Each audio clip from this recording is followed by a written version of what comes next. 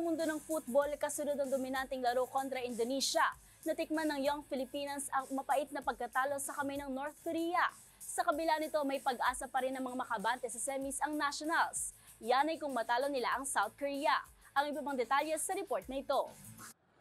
Bigo ang Filipinas Under-17 team na makuha ang panalo kontra sa North Korea. Mula sa unang laban nito sa Women's Asia Cup kung saan dinamina ng nationals ang Indonesia at 6-1. Isang mapait na pagkatalo ang nakuha nito sa kamay ng North Korea with 6-0 final score. Nakuha ni John Il-chong ang unang goal sa 17th minute na sinundan ng isa pa mula naman kay Kang Ryumi sa 24th. Hindi nagtagal, panibagong goal na naman ang pinakawalan ng North Korea with Park Il-sim during the 31st minute. At bago matapos ang first half, humirit pa ng isang puntos ang North Korea making it a 4-0 lead. Sa pagpasok ng second half, pumuntos pa ng goal ang North Korea during the 48th minute. Pero tila napabagal ng Young Filipinas ang takbo ng kanilang laro, only adding 1 goal to end the game. Dahil dito na-secure na ng North Korea ang spot sa semifinals with perfect 6 points.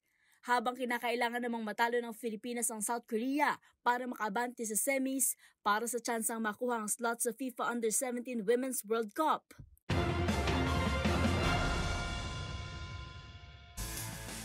At yan ang mga latest updates sa mundo ng sports. Para sa MBC TV Network News, ito si Mili Borja, sama-sama tayo, Pilipino.